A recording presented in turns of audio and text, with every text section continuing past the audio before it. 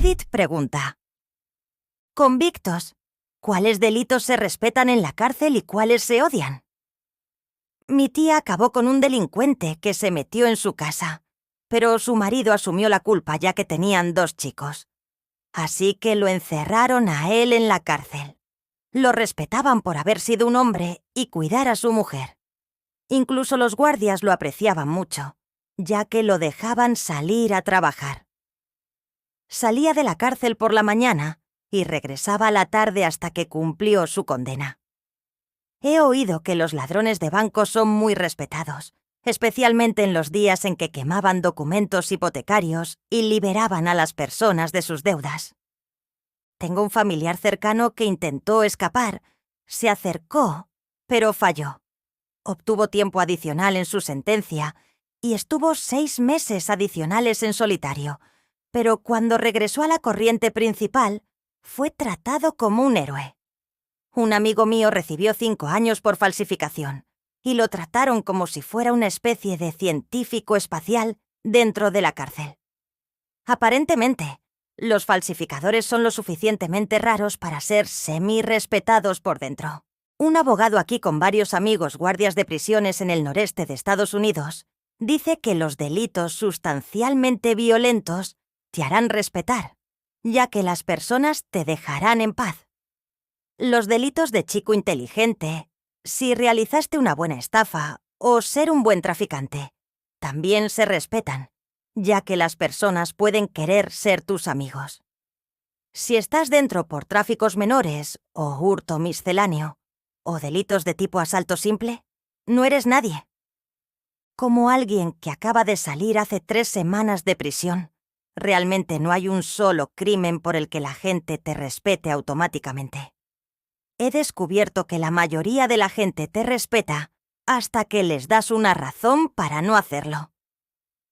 También depende de tu afiliación a una pandilla y cosas así, pero la mayoría de las veces, ser respetuoso te devuelve ese respeto. Al menos así es en mi experiencia. La experiencia en prisión puede variar en cualquier lugar. Definitivamente, el asesinato, entre más violento, más respeto. Estuve en un robo a mano armada y no me molestaron mucho.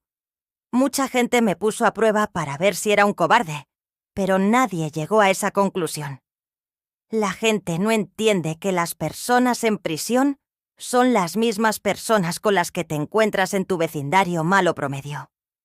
Cuando fui a la corte la semana pasada, vi a un tipo que vive al final de mi calle. Si vas a prisión y eres de un barrio acomodado, estás bastante protegido. Si eres de un barrio malo, ya has aprendido las habilidades que necesitas para sobrevivir con solo crecer.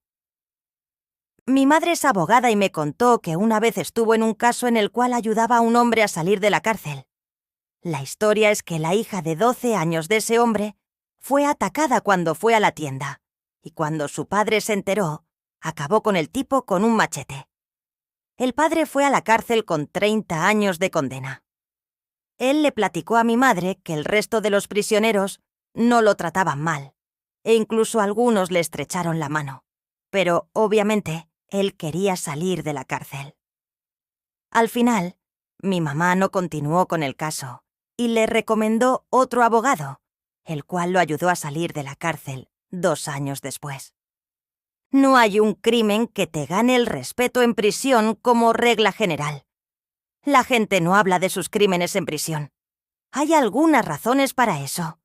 Una de las cuales es que muchos muchachos se encuentran en varias etapas de apelación y alardear de lo que hiciste puede ponerte en posibles problemas en esa apelación. Otra razón es que nunca sabes quién conocía a tus víctimas.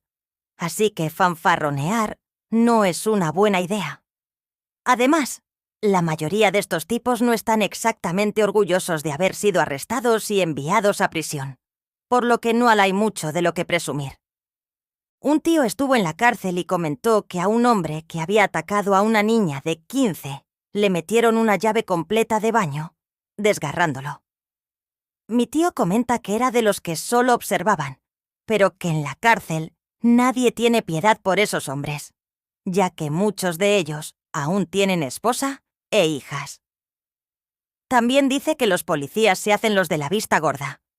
Aquí en Colombia, si entras a prisión por haber asesinado a un criminal, ladrón o lo que sea, eres respetado como un héroe por todos, tanto la población civil como los mismos presos.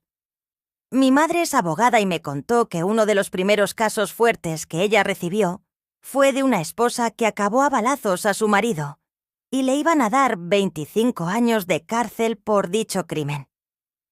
Ella pensó que era un crimen pasional, pero terminó siendo un caso de agresión intrafamiliar bastante fuerte.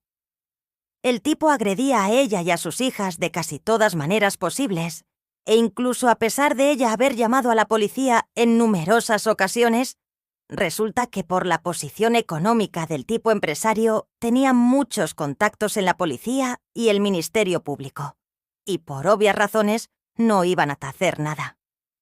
Él las amenazaba constantemente. Así que un día ella se hartó de la situación. Mandó a sus hijas con su madre y esperó a que viniera del trabajo y le dio de baja en la entrada de la casa. Al final, la mujer recibió 7 años de arresto domiciliario, puesto que se pudo comprobar que actuó en defensa propia. En secundaria tenía una maestra que trabajaba en la prisión como psicóloga y motivadora de los presos. Varias veces nos contaba diferentes anécdotas, y la que recuerdo que más nos sorprendió fue una donde ella les daba terapia de grupo a los presos, y un día había uno nuevo que entró ahí por agredir menores. No los ponían en custodia protegida, sino que estaban todos juntos. La verdad no sé si actualmente haya cambiado, y cuando terminó la terapia el nuevo salió, y mi profesora les preguntó por qué estaba ahí. A lo que los demás le respondieron que por agresor de niños. Y créanme que no sabe la que le espera ahora. Básicamente lo que nos contó fue que, aparte de ser un blanco de golpes, intentaron acabar con él a mano de los demás. Lo agredían usando palos de escoba o cualquier objeto que le sirviera por detrás.